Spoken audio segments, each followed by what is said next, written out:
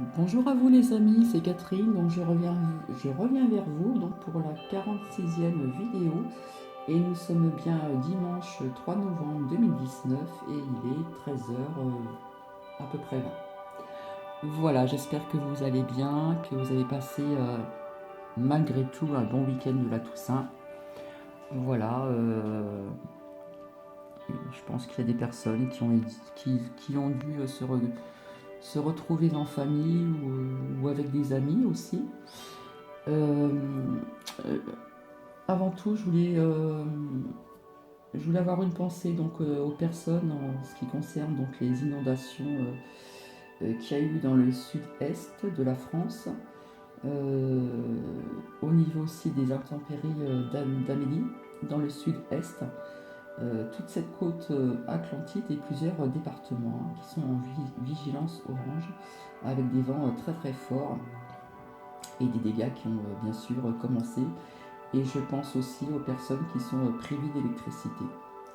Donc je vous avais dit il y a très très longtemps mon ressenti et je l'avais, comment dire, j'avais eu la réponse aussi au niveau des intempéries avec le pendule. Je vous avais dit que ce serait malheureusement tout ce qui se passe à ce moment au niveau de la Terre. La Terre est en train de bouger, de se réveiller. Et je pense que je vous avais dit que nous serons amenés à vivre avec ce genre de catastrophe, entre guillemets, qui n'est pas, ce n'est pas anodin tout ça. Voilà, la mère Terre, la Terre, elle est en train de se réveiller. Ça bouge de tous les côtés, hein, aussi bien au niveau de l'eau, du feu aussi, au niveau des volcans, voilà, qui se réveillent également. Euh, il y aura certainement des tremblements de terre en France aussi. Ça, c'est mon ressenti personnel. Donc, voilà, vous allez certainement, comment dire, voir aux infos hein, les dégâts que ça va faire. Donc, notamment pour les personnes qui ont des maisons, des garages, des personnes qui ont des campings. Ça va faire beaucoup de dégâts. Ça va amener encore à faire plein de démarches pour des remboursements, etc. Et je ne veux pas non plus encore affoler les gens, mais je pense que ça va être encore, comment dire, assez intensif. Euh, je voulais vous dire aussi que le mois de novembre et décembre sera des énergies, comment dire, au niveau de la Terre, des énergies qui vont bouger euh, intensément, que ce soit climatique ou que ce soit social, au niveau des revendications, etc., etc. Donc tout ça, je vous l'avais dit il y a quelques mois, et malheureusement, nous en avons la preuve. Puisque, puisque ces tempêtes, ces vents, etc., ces inondations, il y en a de plus en plus malheureusement. Et là, malheureusement, voilà, le sud-est est touché, le sud-ouest est touché également, le centre aussi. Euh, et il faudra malheureusement apprendre à vivre avec ce genre de catastrophe naturelle, avec ce genre comment dire, d'intempéries qui vont être néfastes quand même dans pas mal d'endroits, dans pas mal de départements, dans pas mal de régions de la France. Voilà. Alors, je vais vous citer une petite phrase du jour. Alors, donc la vie a la couleur, le goût, la saveur que l'on veut bien lui donner. Donc, à méditer. Euh, donc voilà, je vais vous remontrer cette rhodonite, cette pierre magique, où je vous avais montré, je ne sais pas si on va bien voir, un chiffre 1, il est là. Voilà. C'était inscrit sur cette pierre, hein. Et de l'autre côté aussi, donc je vais chercher le chiffre 1. Voilà, je l'ai ici. Alors attendez, je ne le trouve pas. Là, le voici. Voilà. Et hier, je suis tombée pour étudier donc un petit peu sur les énergies du corps, etc. Et en fin de compte, je suis tombée sur quelque chose de très très bien qui parle au niveau des énergies de certaines dates du mois de novembre, pour nous les scorpions. Et ce matin, au réveil, eh bien, je me suis réveillée et j'ai pensé à cette pierre. Donc pour moi, elle m'a interpellée, comme si elle m'avait donné un signe au niveau du chiffre 1 qui représente quelque chose en numérologie. Et l'autre côté, l'autre chiffre 1 qui pourrait faire 1 et 1, 11. Donc le mois de novembre aussi. Et donc avec ceci, finalement, je vais vous parler aussi des énergies de novembre. Voilà, je vous retrouve tout de suite. Donc voici, je vais être amenée à vous parler donc en ce qui concerne les énergies du corps. Donc ça va être assez bref, hein. Alors on va parler donc de la musique et de la danse. Donc c'est un petit conseil que je peux vous donner, hein. Alors pour avoir cette énergie du corps, donc jouer des chants, jouer de la musique ensemble, chanter des chants médiatifs, améridiens ou de l'Inde, s'exprimer dans la danse par ces mouvements libres ou suivant une tradition venant des soufis d'Afrique, même de vous-même, vont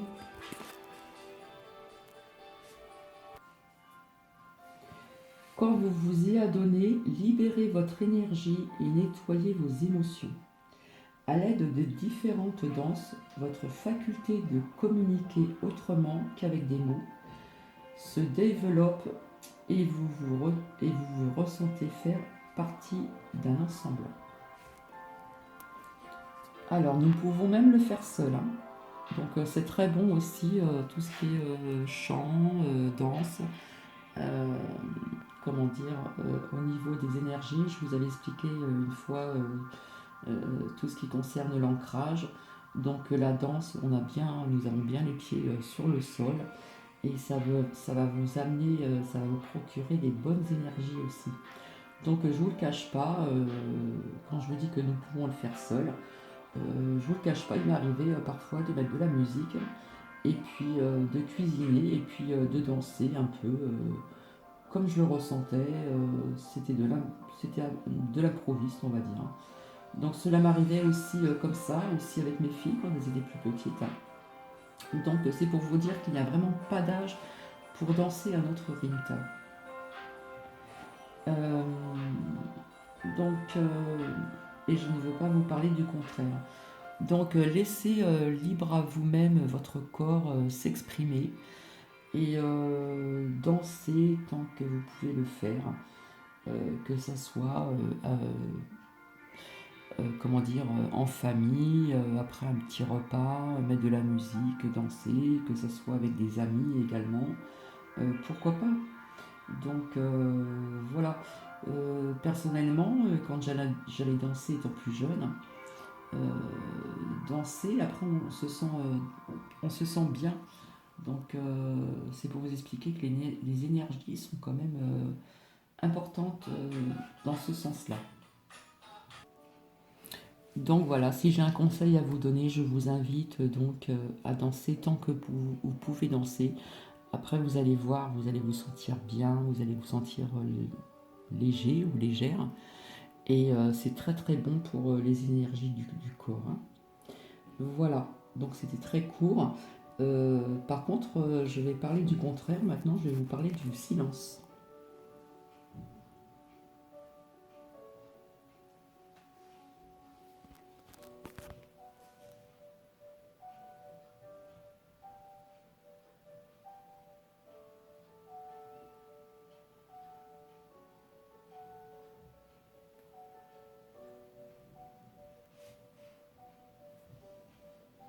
Le silence est sur l'emploi du sens propre.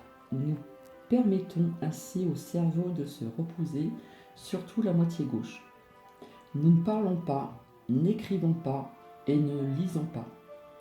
Faire le silence.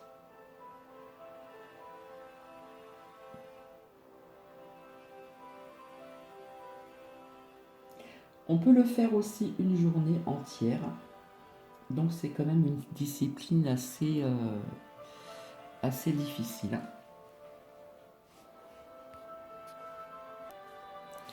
Donc il existe des formations, où vous partez peut-être voir une semaine pour faire une formation justement sur le silence afin de mieux, à mieux apprendre, on va dire, ça sera l'apprentissage de la méditation également, puisque quand on médite, on doit être dans le silence, on peut aussi méditer avec une douce musique. Donc il existe ce genre de formation. Bon, c'est assez spécial, mais comme je vous l'ai dit, on peut très bien le faire aussi seul, par exemple, une journée entière. Donc c'est vraiment une discipline à avoir, hein.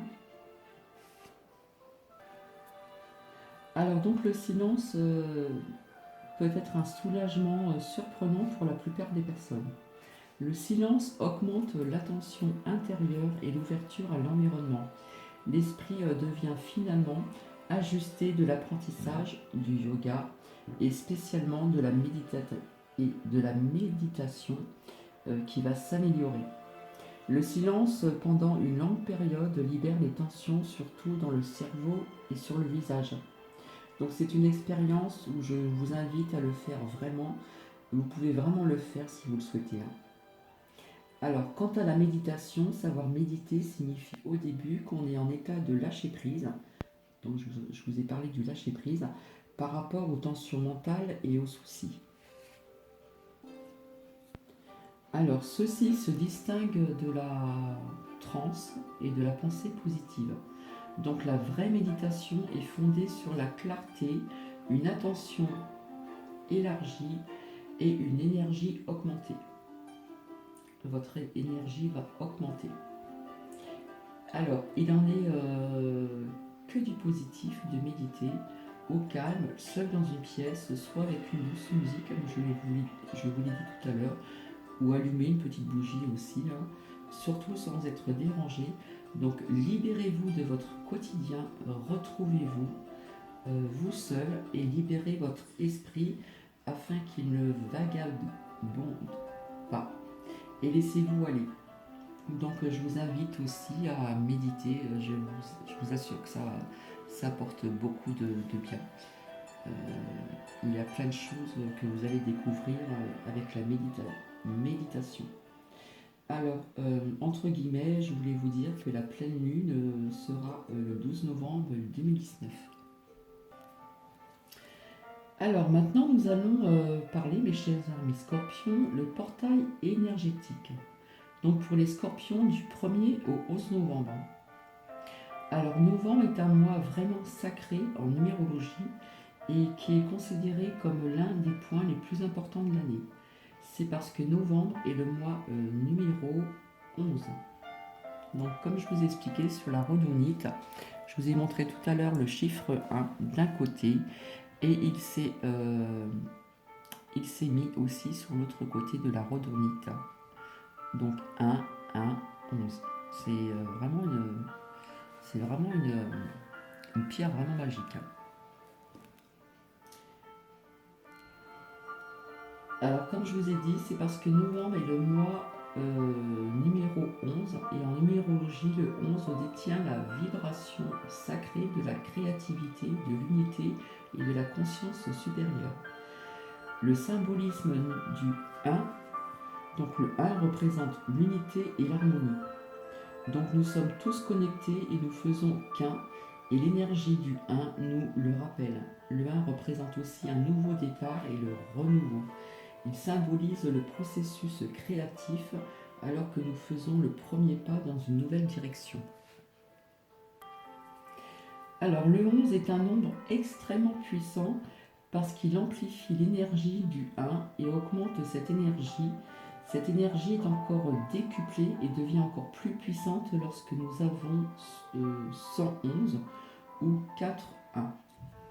Donc comme le premier, 10 entre guillemets, et le 11 janvier. 11, alors 1, 11, 111 et 4-1 signifient aussi des sentiments d'union et de connexion.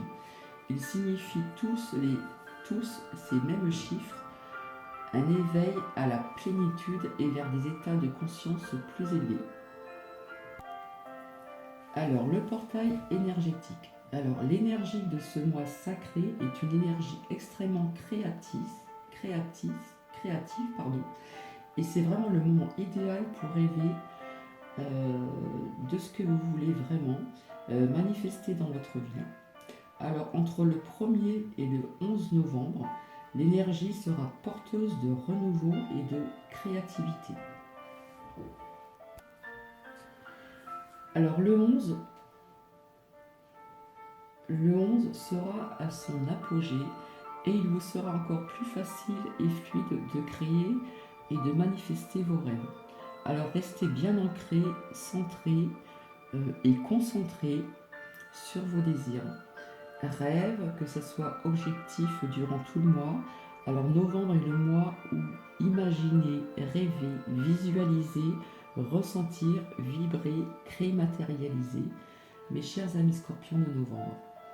Donc voilà, c'est le mois pour les scorpions de la créativité. La créativité, ça veut dire plein de choses.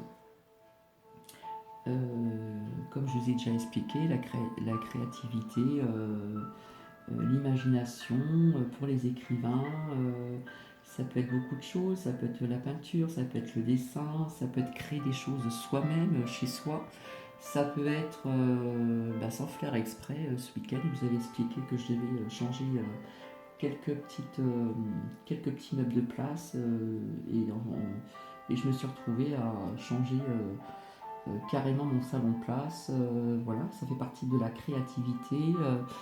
J'ai apporté un décor un peu plus,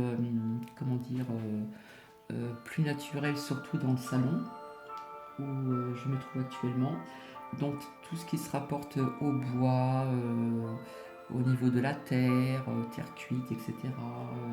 Tout ce qui est... voilà, la déco fait partie de la créativité aussi. Et ça, je ne le savais pas et je l'ai fait ce week-end. Vous voyez, voilà. Donc c'est un mois pour les scorpions